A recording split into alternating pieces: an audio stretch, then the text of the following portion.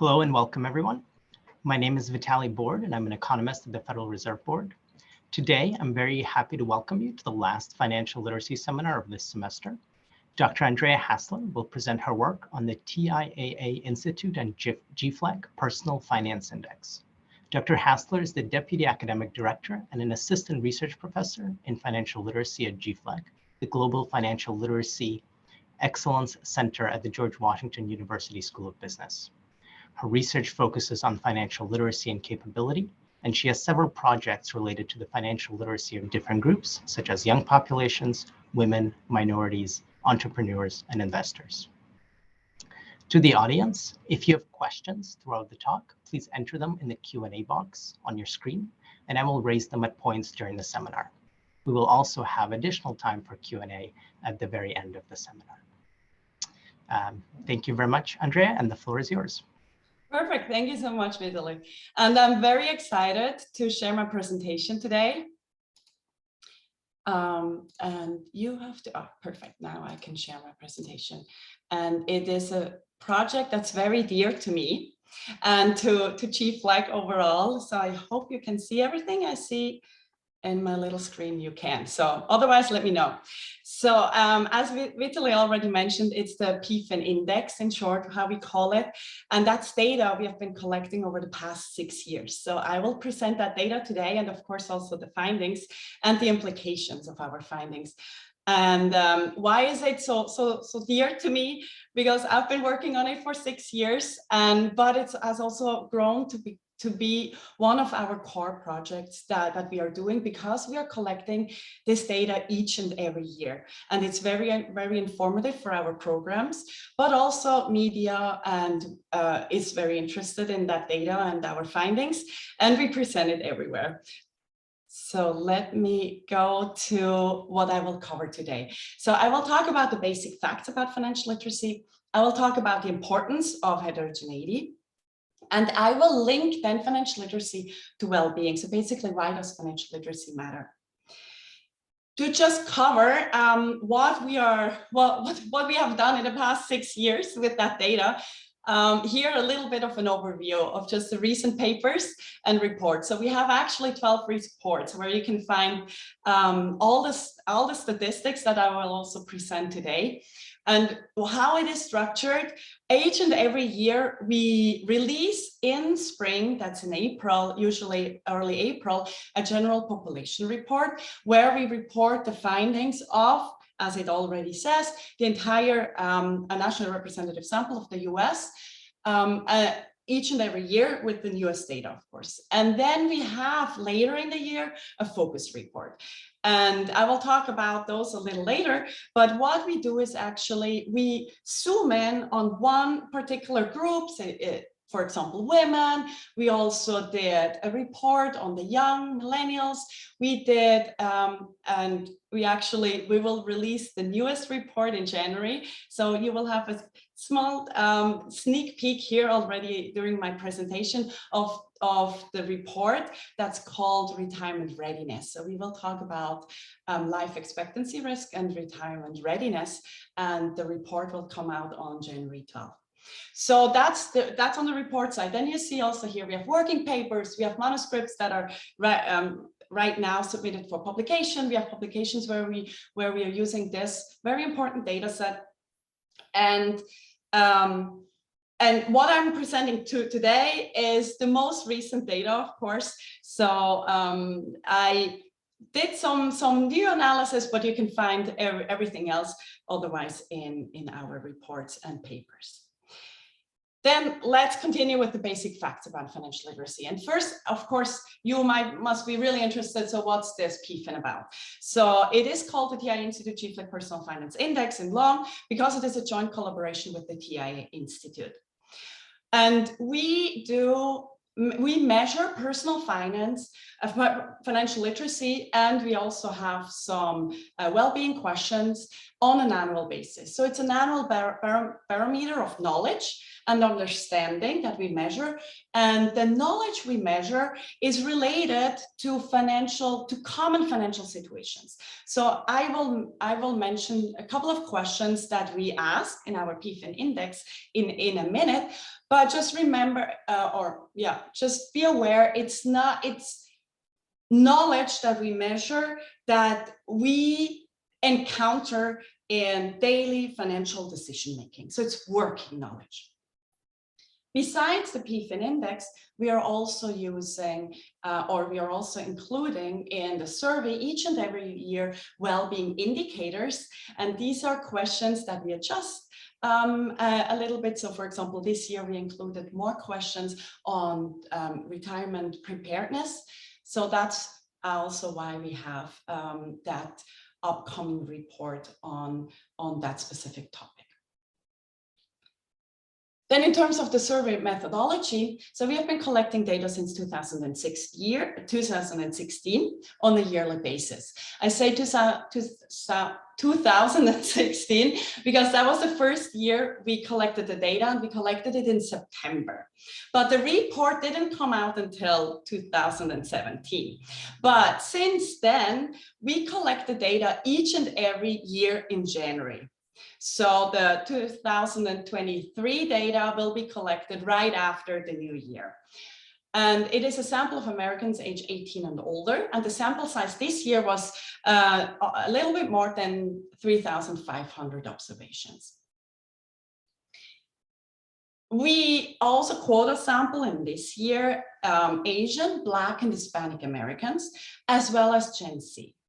And why do we do that? Because we want to have at least 500 observations for each of these groups so that we can do and analyze subsamples of the population and see what's their financial well-being and of course financial literacy. And because why Gen Z? Because you see that the samples doesn't start lower than 18, and Gen Z is still younger than 18 and goes up until 23. So that's why we are quota sampling the younger population so that we can still look at the very young as well and analyze their financial literacy. The responses are also weighted to be nationally representative, and the sample is drawn from Ipsos Knowledge Panel, which is a large-scale probability-based online panel with over 60,000 members. And the survey is available in English and Spanish.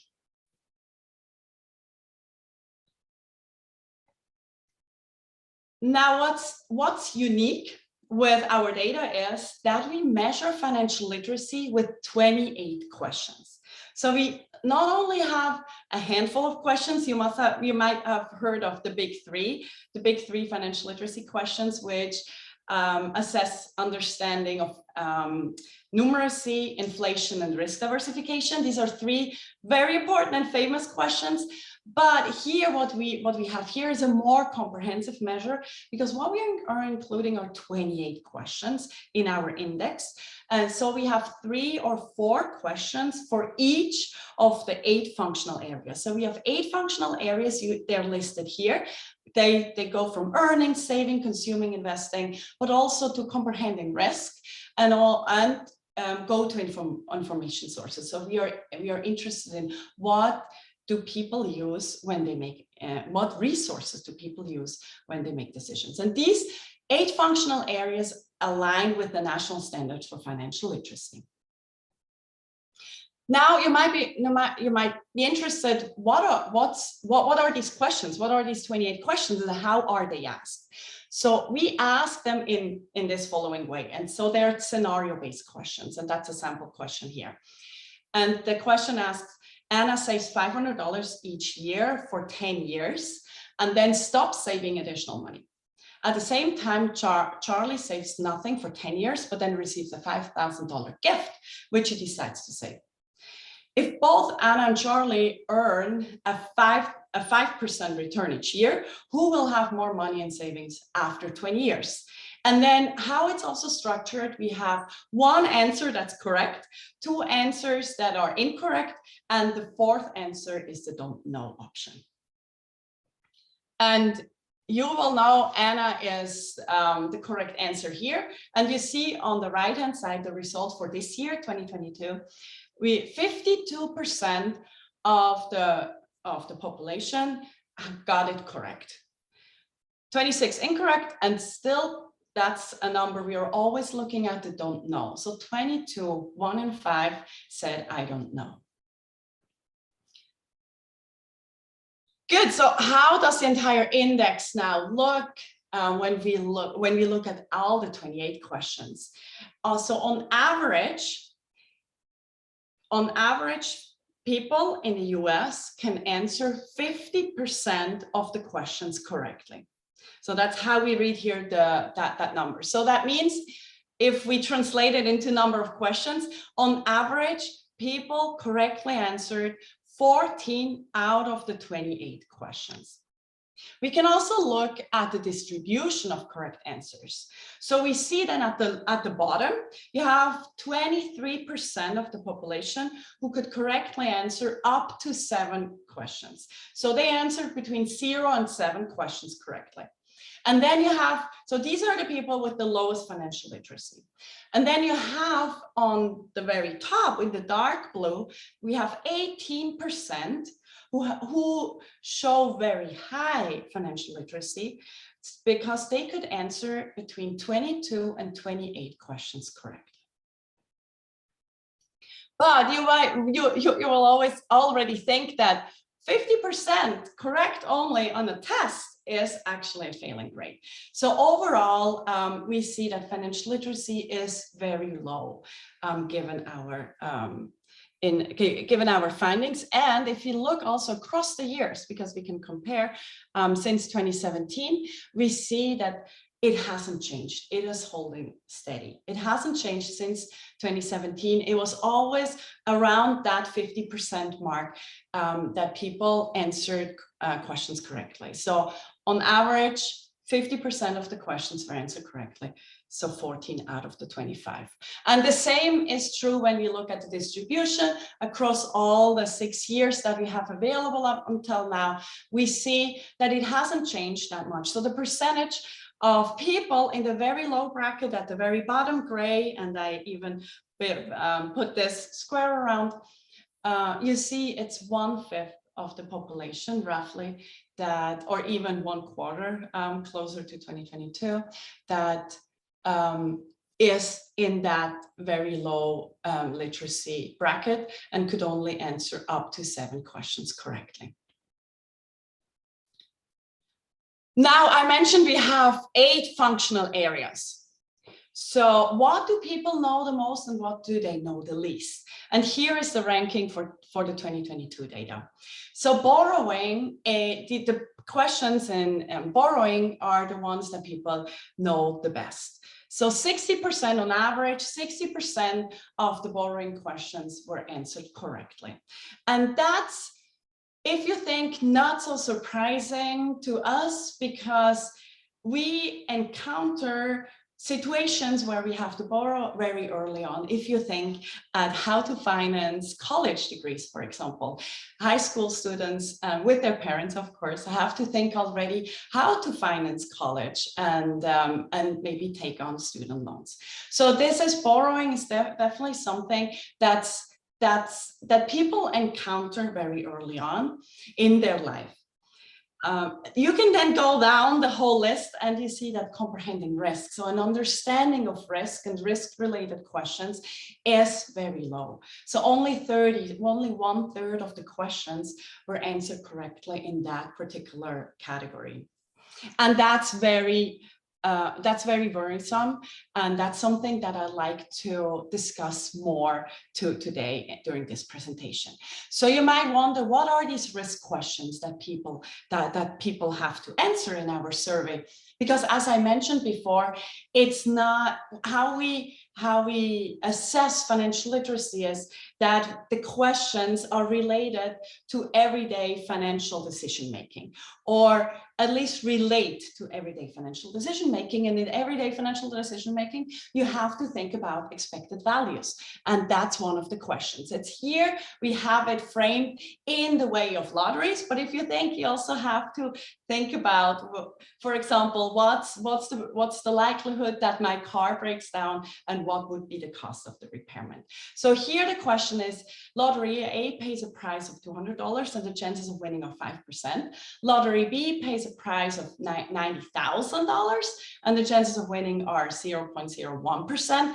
The expected winnings are greater in which lottery? And then we have again those 4 answer options, whereas 1 is correct and 2 are incorrect, and the last one is the don't know.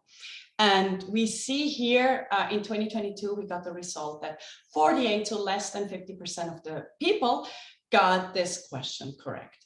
And what I have highlighted here in red as well are the don't know. So 29% answered this question with I don't know. And that's very important for us to know as well, because one thing that we see is not just with the PFIN, also with other research that we are doing where we are analyzing financial literacy, the concept of risk is always the concept that people have, that's the hardest for people to understand and to grasp. And it's also the concept that people are the most likely to answer I don't know. Now, we are for the past couple of years, we have been interested in analyzing that risk a little bit, or the understanding of risk a little bit more, because risk is so inherent in all of our decision making. And especially over the past couple of years with COVID going on and a worldwide pandemic, risk has become very, very, very prominent. And also talking about risk and talking about probability. So what we did last year, we included a question that asked people about probability, a probability of getting a particular disease. So we asked, which of the following indicates the highest probability of getting a particular disease? And the answer option 1 is, there is a 1 in 20 chance of getting the disease. 2% of the population will get the disease. 25 out of every 1,000 people will get the disease, or I don't know. And you might remember, it hasn't been that long ago, where the news were just filled with all these probabilities related to getting COVID, or also then related to vaccine effectiveness. So a lot of talk was around the probability. So that's why this result was very interesting to us to see, because we saw that only 28% of the population got this question correct. And look at the don't know responses. 53%, more than half of the population we surveyed said, I don't know. If you now combine the incorrect and the don't know answers, you're actually at 70% who could not correctly answer this question. And that's very alarming, because that also means that crucial health information that people put out there might be misunderstood. We took it then a little further and we're thinking, what other risks are we exposed to, and do we have to deal with on almost a daily basis, because we have to save for retirement? And that's longevity risk. So in 2022, this year, for the first time, we included a question, and we had to split them because life expectancy is different for men and women. So that's why we have here 2 questions. One is was asked to men, and one was asked to women, that asked about life expectancy among 60-year-old men or women in the US. And we have different answer options. And so it was about 16 more years for 60-year-old men in the US, or 22 more years, or 28 more years. So this is very new question. We designed it and we wanted to see how, with what premises, with what information do people work, because everybody has to save for retirement, and this is a very, very crucial and very important decisions that we have to make throughout our working years so that we can actually live comfortably through our retirement. And what we found is that 37% got this question correct. Only 37% in our entire pool. 10% overestimated. That for me isn't that alarming because they're just planning for a few more years. So I hope they have more in their savings. But what's alarming are the lower two numbers. So if you add them up, 53% said either underestimated life expectancy or said, I don't know. So 53%, more than half of the population, are working with inaccurate information. And this inaccurate information can jeopardize their retirement preparedness. And that's something that we will talk a lot in the new report that will come out. So here you have an exclusive sneak peek of our report that will be released on January 12th. So please stay tuned and read our full findings on that particular question. And then we added also in the PFIN this year in the survey, we added additional questions on retirement preparedness that we then connected this question to, and we also report on how people in the US are prepared for retirement. Now, the last question I want to show here is actually one that's related to something. Oh, sorry. Vitaly, did you have a clarifying question? So I just wanted to reiterate to the audience that if they have Q&A questions, they can just put them in the box and I will bring them up.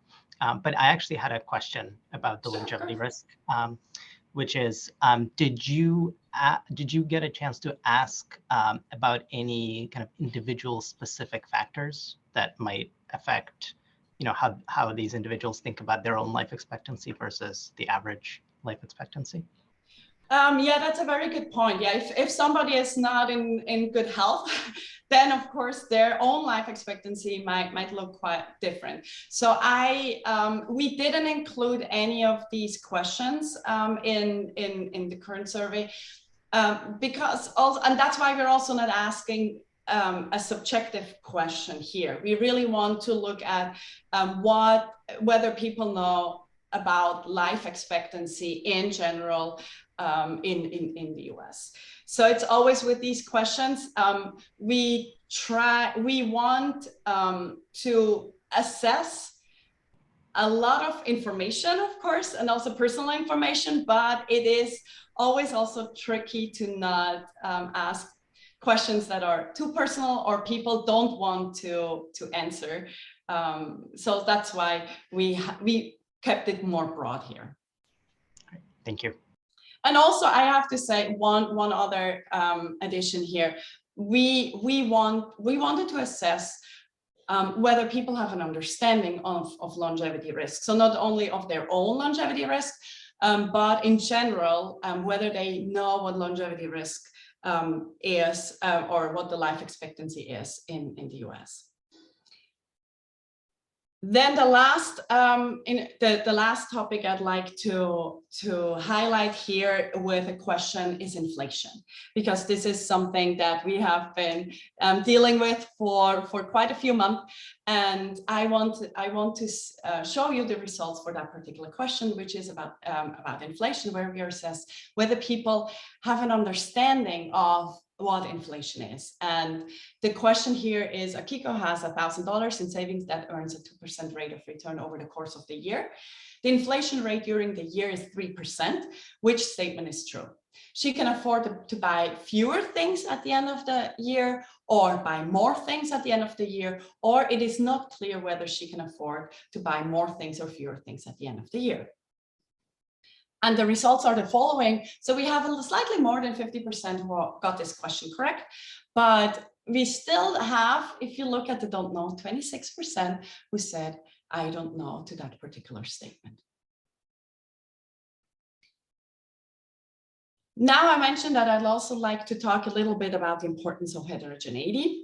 So we can slice and dice our population. And the first topic I'd like to talk about is actually women and the gender gap. So we see clearly that women on average answer fewer of the PFIN questions correctly compared to men. So we have 45% of the PFIN questions that are answered correctly among women and 55% among men.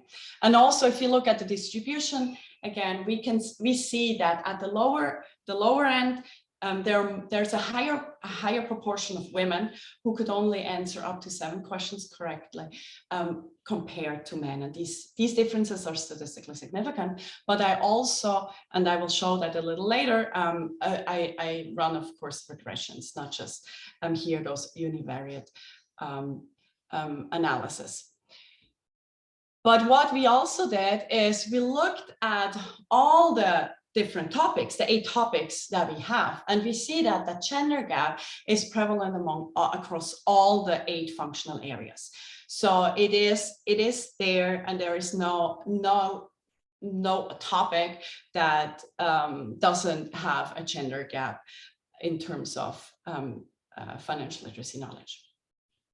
What we also looked at, because we'd like to know what could be contributing factors to that gender gap, and we looked at the don't know answer options. So, and what you can see here, the purple bars, which show the female answers, are much longer than the blue bars, which are the corresponding male responses. So among borrowing questions, for example, 24% of the questions were answered with don't know among females compared to 17% among male. And if you go to the risk, at the very bottom, we see that 1/3 of the questions were answered with I don't know among female, and for the male counterparts on the risk questions, it was about 24%, about one quarter. And so with that analysis here, we know that there is or might be some confidence that's playing into our gender gap, or that's contributing to the gender gap. So what we did with a different project, and Anna Luzardi was very much involved in that, we took away the don't know answer options. And that was done with Dutch central bank data. And so we basically forced people to choose an answer. And what we saw was that women knew more than they thought they knew. So they actually scored better when they had to choose an answer option. But still, there is a gender difference. So the gender difference shrank. So it was smaller, but still there was a gender difference. But that also shows us that both knowledge and confidence matter, and of course, it matters also not just for financial literacy, but for financial decision making and behavior. Now, is there another question, Vitaly? Yeah, so kind of thinking about the effects of this gender gap, could you just speak briefly about the work that has been done on the effects of financial literacy on financial behavior? Yeah, actually, that's a very good point, and that's the second part of my presentation. So I will be right there. I will scroll a little quicker through the initial findings, but that's exactly the second part of my presentation, which talks about the connection between financial literacy and financial behavior and well-being, specifically to show why financial literacy matters, and also specifically here what the consequences could be if a demographic group has lower financial literacy. That's a very good point. Thank you. Thank you. This is very briefly, I also run regression results and they confirm the gender gap. You see in the first column, it's basically a negative coefficient, which is highly significant. So that means that women are scored lower on the 28 PFIN index questions. And then on the second column, you see the don't know responses that I had there on the left-hand side of my regression, and the coefficient is positive, is significant and positive. So that shows that females are much more likely to answer don't know to the 28 PFIN index questions. I want to quickly go through, because I also have to be mindful of the time that I have here, to the through the demographic variation and through the racial and ethnic groups. Vitaly, another question? Just a clarifying question. Everybody surveyed was in the US, is that correct? Yes, exactly. Yes, it is national representative of the US population. Yeah, exactly. Thank you. So we also looked at racial and ethnic groups, and for the first time this year, we quota sampled Asian Americans, so we could analyze their financial literacy and compare to Black Americans, Hispanics, and whites. And what we see here, and you see that with the blue bars, among Asian Americans, 54% of the PFIN index questions were answered correctly. That corresponds or is in line with the answer rate among white Americans. But then if you look at Black Americans and Hispanics, it's significantly lower. So around 38–37% of the PFIN index questions were answered correctly among these subpopulations. And the same picture holds if you look at the distribution. We have a bigger percentage of the populations that are among the very low financial literacy rates, those who could only answer up to 7 questions correctly, for Black Americans and Hispanics. This is just regression results that confirm exactly what I showed you in the graphs before. But here I just have these regression results always to show you that it holds the findings we have that I showed you in the graph holds true even when we control for a lot of other demographics, like demographic variables like income, education, age, and so on. And we talked about age. I just mentioned age. We also did age cohorts. And we can look at how financial literacy increases with age. And it is we see here it is increasing with age. The youngest population has the lowest financial literacy rates, basically could answer the fewest questions among the PFIN index, 28 PFIN index questions. But even if it is increasing slowly with age, if you look at those, the older generations, only 54% of the PFIN index questions were answered correctly. So that's just slightly more than half of the index questions. But you have to think or remember that these the people in these cohorts have been making financial decisions for a long time, and they were made with still a low level of financial literacy. And here just the regression results again. I will flick through these because it is increasing with schooling. Financial literacy rates are increasing with schooling or increasing with income, and those employed and retired have higher financial literacy rates than among those unemployed.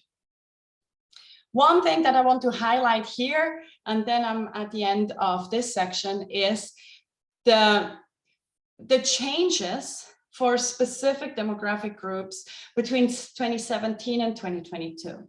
And we see that men increased the number of questions correctly, that they on average got correct. They increased it, versus women, the average number females got correct decreased. So that shows us that the gender gap increased over these 6 years. And one thing that I want to highlight the second is the same here for income that happened. So that those with higher income increased their literacy over these 6 years, versus those with lower income levels, their financial literacy decreased. So the heterogeneity increased with our sample, with these sub populations over the past 6 years. So to sum up, what we have learned from the basic facts, we have very low levels of financial literacy. So we cannot take financial literacy for granted. Financial illiteracy is also widespread. So we saw it across across different demographics, but we also saw large heterogeneity across demographic subpopulations. So in terms of interventions, so we need to have rigorous and large interventions, and also ones that are targeted to the population, because one size doesn't fit all. Because we have seen just now with the heterogeneity, how diverse financial literacy levels are. Now we come to the second part of my presentation, which covers the link between financial literacy and financial well-being that Vitalik just asked about. So I want to briefly just mention what our how was the state of financial well-being in January 2022. And 70 in our survey, we asked whether people could cope, how confident they were about whether they could come up with $2,000 within 30 days if an unexpected need arose. So, and we asked whether they were certain they could come up, or whether they could likely come up. And 73% said that they could actually cope with a mid-sized financial shock. 56% said that debt and debt payments do not prevent them from addressing other financial priorities. And 37% said that among non-retirees said that they have tried to figure out how much to save for retirement. So that if you look at it the other way around, there is a large percentage of people who haven't figured out how much to save for retirement. And there's almost always 50% who said that their debt and their payments do actually prevent them from addressing all the financial priorities. And even if you look at the first number, where we have 73%, where you think it's a pretty high number, still 27% said that they could not cope with a mid-sized financial shock of $2,000. And if you think that during COVID, so many businesses were shut down and people were left with no or very reduced or little income for several months. So $2,000 in this context isn't that large of an amount, if you think. And that's actually something, it's another topic of mine that I've been researching on a lot. So that's why I'd like to just show you here that one particular statistic, financial fragility, how we call it. That's basically the flip side of the 73% that I just showed you. 27% in 2022 that could not come up with the $2,000 in 30 days. And yes, during the financial crisis, you see on the very left in 2009, 50% could not come up with this $2,000, but and that was during the financial crisis. Then it decreased, but it's stagnant and steady around that 27-30 mark since 2015. So even before the pandemic, so it's not just the 27% that said in 2022. It's not just caused by the pandemic. We see the same finding already before the pandemic. Actually, the 2020 number that you see there, that was data we collected through the PFIN in January, right before the pandemic started. Now, I want to connect the financial well-being, what we just saw, with financial literacy, because we want to see why financial literacy matters and why it is so important for us. What are the consequences of being financially illiterate or have low financial literacy rates? And here, again, let's use the $2,000 question. We see that people on the very left, we have those who could only answer up to 7 questions correctly. So that was the gray bar before in our graph. Only that could only answer up to 7 questions correctly. And we see that among those, only 32% said that they could certainly cope with a $2,000 unexpected expense, within 30 days, within a month. On the very right, you see those that were in the dark blue bar before in our distribution, those who could answer 22 to 28 questions correctly. And among that population, we see that 79% said that they could come up with the $2,000 in 30 days. So that means those with greater financial literacy are more likely to be financially resilient and to be able to cope with the $2,000 shock. Now, we also did for those who are interested in the regression results, we did the analysis here as well. And you can see that in the first column that those who could answer 50% of the 50 and more % of the PFIN questions correct, that coefficient is highly significant and positive. You can also, I run model 2 and model 3 then as well, which are just like different alternatives. So with model 2, we have the total number of questions correct, and that's also positive. So the total number of questions correct means like if the number of questions goes up by 1, the number of questions correct goes up by 1, then the likelihood is higher to be financially resilient. And then the last model is, because you might think financial literacy is homogeneous, is not a heterogeneous variable. So that's why we are using as an IV, as an instrumental variable. We use the question that's asked, that asks survey respondents whether they were offered financial education. So we are not taking the answers of those who participated, because that's also individually driven. No, what we are using here as IV is whether people were offered financial education. And you see here, the coefficient has a positive, has a right sign, but it's not statistically significant for that particular question. Later on, we see that it can be statistically significant and the good instrumental variable here. Then the next, what I'd like to discuss is financial literacy and being debt constrained. So the question we had before, whether people feel or whether debt and debt payments prevent them from adequately addressing other financial priorities. And because I formulated here in well-being, I did the reverse of the question and looked at the people who said that debt and debt payments do not prevent them from adequately addressing all the financial priorities. And we see again to the very left that those with low financial literacy levels, among them only 46%, so less than 50%, said that their debt and debt payments do not prevent them, versus that percentage increases to 64% among those with very high financial literacy. So just to sum up, so those with greater financial literacy are less likely to be debt constrained. And again, I did the analysis here with regressions, but I'd like to go to the last one, which is financial literacy and retirement planning. Because that's also very important, and with all the research on longevity risk and so on, this is very important to us, not just for the next report, but in general. We are always looking at the question of retirement planning and retirement saving. So first here is a question on retirement saving. So whether non-retirees, and we're only looking at non-retirees, save on a regular basis for retirement. And I only did analyze here, or only did present here, those with very low financial literacy and those with very high. So just like the bottom and the top ones.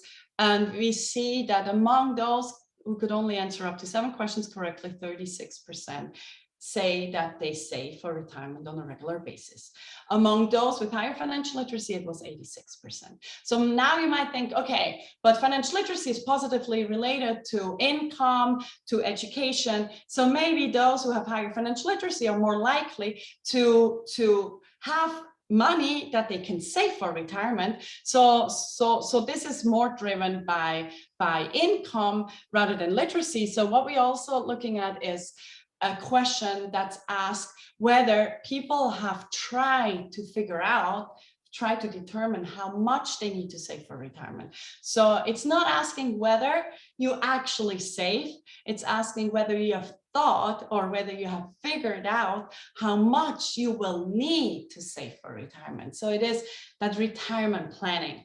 And that's highly correlated as well with financial literacy, because you see here that among those on the lower end on our financial literacy index, only 17% have thought about how much they will need to save for retirement. And that it's compared to those at the very high end who could answer 22 to 28 questions correctly. There was a percentage of 61% of non-retirees have thought about how to save, how much they would need to save for retirement.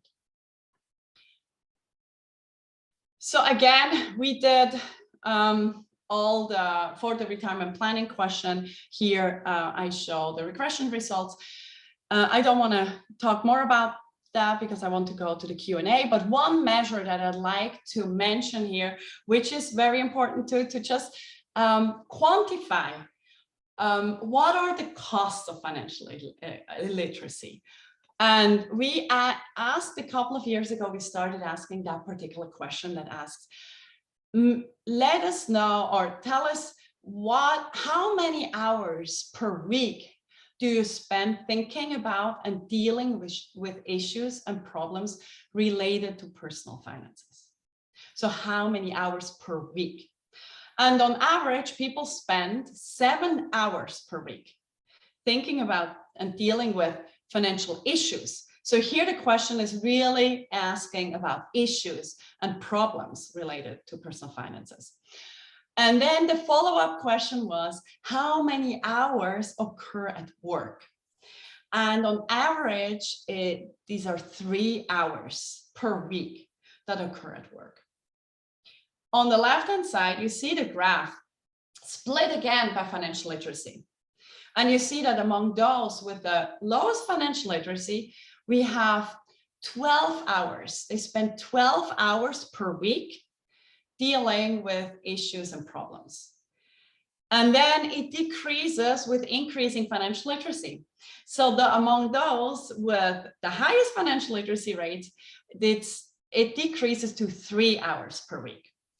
That's the dark blue bars. Now the light blue bars are actually the hours spent at work. So those with low financial literacy, they spend almost an entire workday at work dealing with issues and problems related to their personal finances. And that decreases among those who could answer more of our PFIN index questions correctly. That decreases to 1 hour per week.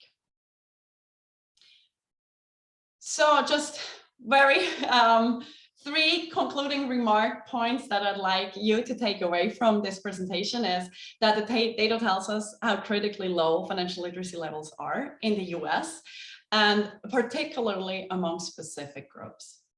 And also that financial literacy is highly correlated and linked to financial well-being, and that we need to tackle these issues, the issue of low financial literacy, with research-based solutions.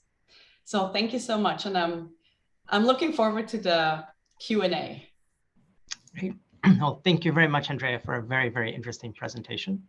And we have a few questions that we can discuss now. So one question was, so it looks like throughout the analysis, you generally look at the total financial literacy score. Were there any specific questions that had predictive power? That's a very good question. Yes, so we look, because we try to build a comprehensive score. That's why we have these 8 functional areas, because for us, financial literacy is not just one particular question. It is an entire, the 28 questions here, but also what we see with our other research, for example, where we have the big three financial literacy questions. When we also look there at the single questions, they're not very predictive, but together, because it's also, we need all that different financial knowledge to make decisions. It's not just that we need to know about savings, but we also need to know about inflation. We need to know about the risk that if I invest in that particular asset, what's going to be the risk. So there, all these different concepts and functional areas that we're looking at are interconnected, and that's why we look at the different functional areas, and that's what I showed you. So we see that borrowing is among the areas that people know the most, and risk is what people know the least. But in the end, it is basically the entire consortium of 28 questions, for lack of a better word, that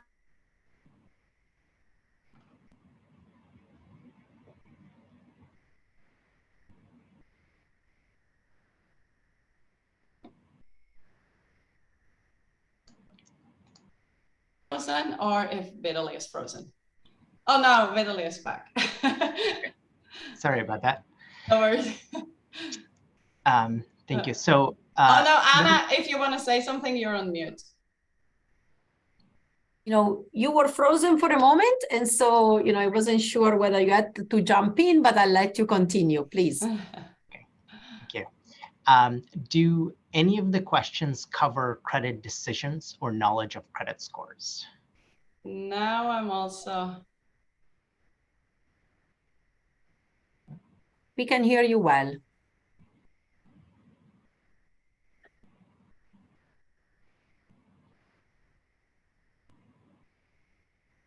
So something, sorry. So I didn't hear the questions. All of a sudden you were frozen again. Do any of the questions cover credit decisions or knowledge of credit scores? So yeah, we have questions that asked about that gauge on the survey respondents' understanding of credit decision making. So yes, we have that under the borrowing questions, because credit scores are very, very important in the US. So we want to assess how much people know about handling with credit. Great, thank you. And we have several questions about the questionnaires and about whether the questions or the data are public. Are they on the That's a very good question. That's a very good question. So we have a lot of reports, a lot of information on our website. We have a dedicated website, not just us, also the TIA Institute. The questionnaire itself, half of it is available. So we have the non-index questions, so not the 28 questions that are in the PFIN index, that's not available, but the well-being questions that we add and change and adjust each and every year, these are available in our reports. So when we make the connection between financial literacy, our index, and the well-being, that can be found on our website in our report. So we have 12 reports. They are categorized by year, so you can see what in the solution, in the findings section, what questions we were asking, like the $2,000 question or so, financial fragility. Great. And then I'll just ask one more question before handing off to Anna Maria. And I guess the answer might be a little bit lengthy, but thinking in terms of improving financial literacy, what are some interventions or some webinars? What are some ways that financial literacy can be improved?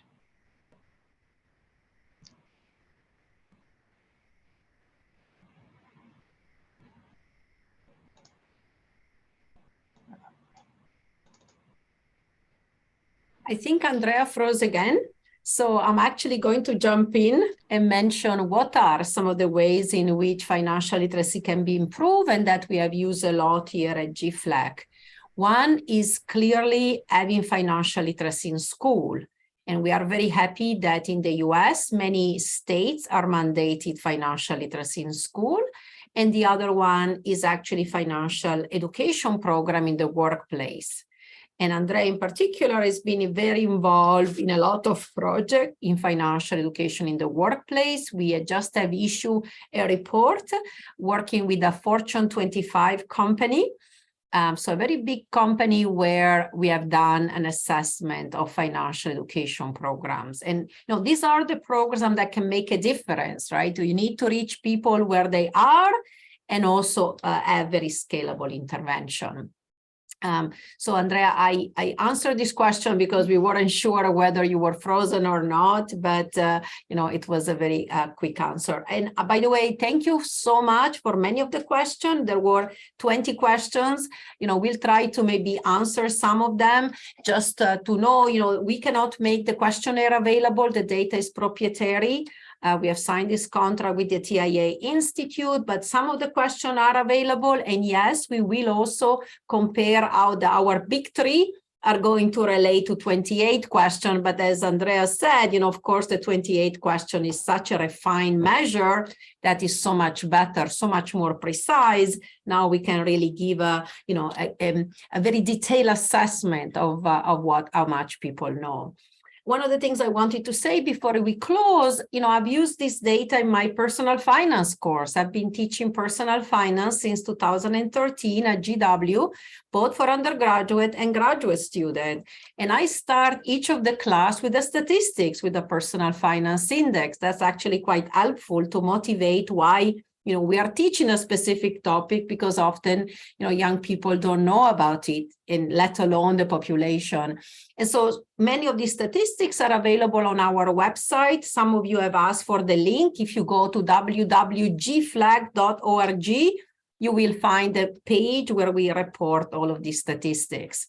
But most importantly, let me thank Andrea for this presentation. We are, this is the last seminar of this semester, but we are going to restart again in March, at the beginning of March, because we are also resuming the job market next year. So January and February will be very busy with some of the seminar and with some of the job market seminar. And so we are restarting, and we have an impressive list already, a lineup of speakers for next year. And so I hope you'll join us again next year. Thank you so much for being here today. And I really want to thank all of the committee, both at GFLEC and at the Federal Reserve, for having chosen all of the speakers this term, for having worked together to organize this seminar. And we wish all of you a very happy holiday season. When we were in person, we were able to celebrate together. So now let me kind of raise, in a sense, a glass of champagne together in an imaginary way to really say, happy holiday to all of you. Wishing you a very happy Christmas and looking forward to seeing all of you in the new year. Bye-bye.